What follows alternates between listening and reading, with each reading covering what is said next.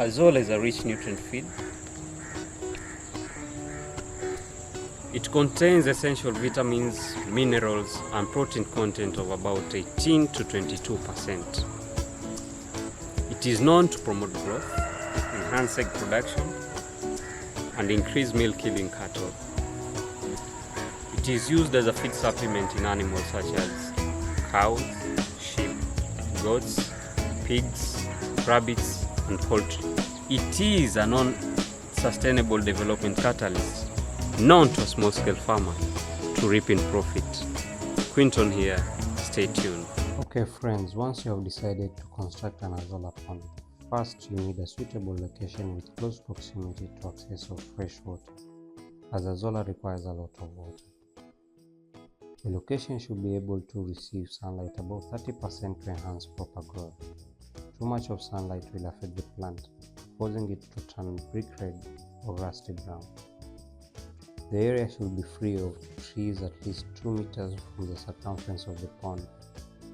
This is to avoid the hassle of cleaning your harvest, as the trees will drop leaves directly in the pond. The next step is to determine the size of the pond and the choice of construction design, depending on some factors such as availability of raw materials, financial status, needs and wants. There are many designs of construction. For example, our first pond was an excavation of 4 meters by 8 meters by 1 foot deep with a tarpaulin and palm leaf shade. Our second pond was all concrete with waterproof cement. Now, our latest pond is done with a dam liner and building blocks as support wall for the dam liner. Another way of construction, you can do wood frame as the support for the tarpaulin or dam liner, like the way Asian people do it. The standard material required is a dam liner which uses HDPE material that is UV treated.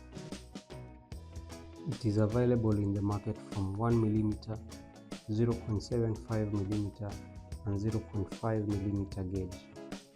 This is the thickness which also determines the lifespan, or is related to the lifespan from 10 years, 5 years downwards. When purchasing this dam liner, you have to be cautious because there are substandard stuff out there and it's easy to source out the wrong thing. It's advisable to use an agricultural officer or a trusted dealer. A shade net 70%, allowing 30% sunlight, is very essential in this project. For the startup struggling with finances, at first you can improvise any material that can provide shade. It's not a must to use the shade net. The process was quite involving. We had a mason guy do a wall of about 1 foot.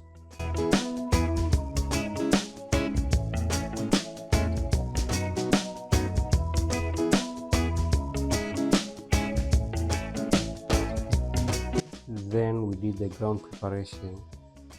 We dug out the weed, removed the moringa tree around there, leveled the ground, removed spikes and dirt that could poke the dam liner.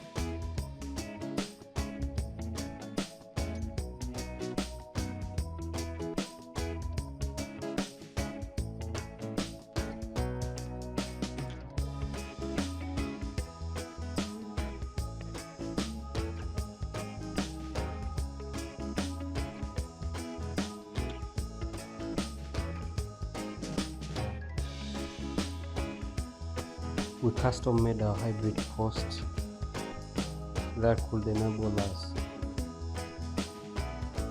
raise the shade net. We aligned them in position, then we did the shade net setup.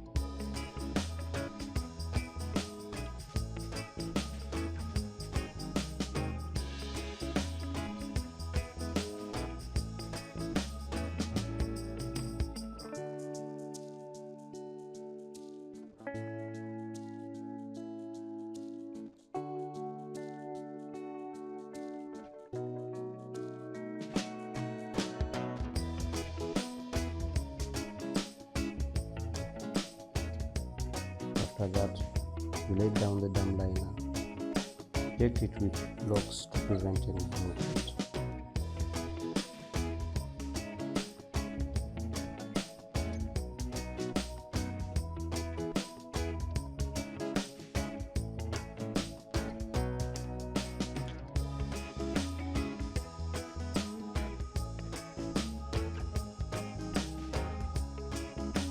Then came the introduction of soil. At this point, I would like to expand on the quality and quantity of soil to introduce. In a pond of 4 meters by 2 meters, it's recommended to add about 10 kg of nutritious swim and 2 kg of powder. Then introduce water, bearing in mind that the nutrients in the soil will be depleting over a period of time.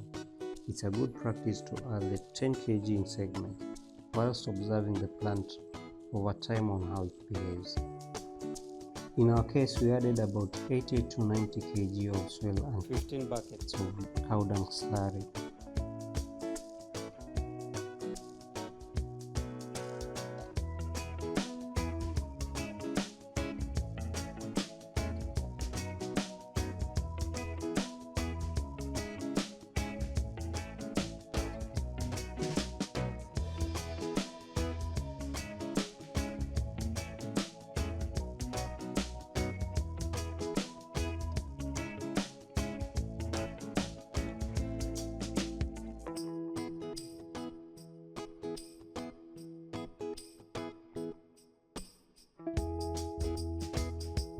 The level of water depth should be about 10 cm to allow the plant to absorb nutrients comfortably.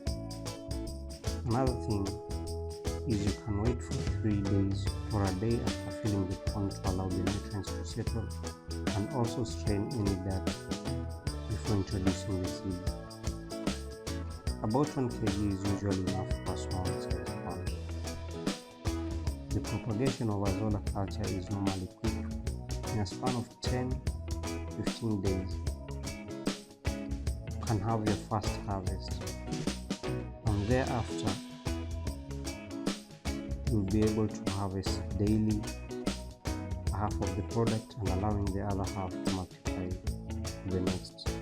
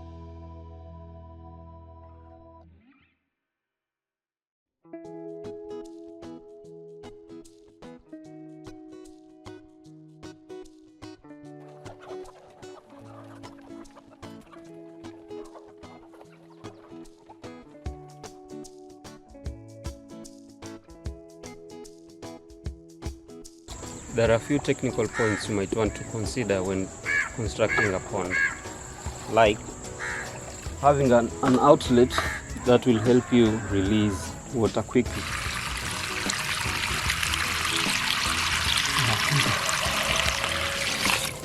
This outlet should be 2-inch pipe, a minimum of 2-inch, and it should be 2-inch from the floor.